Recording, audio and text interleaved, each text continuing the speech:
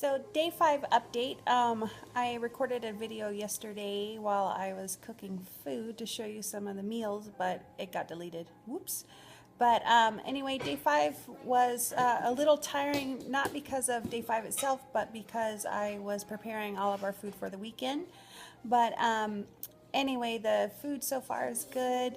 Having some cravings today. I smell pizza, so I want that.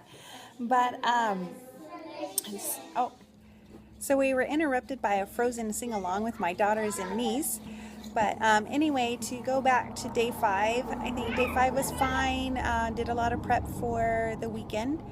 And then day 6 was out and about all day long. So I took food with me and I felt pretty successful. I did see food that other people were eating. Somebody had a really nice piece of salmon that I really wanted, and then there was candy on the tables at our Super Saturday meetings, so that was a little tempting, but was able to push through.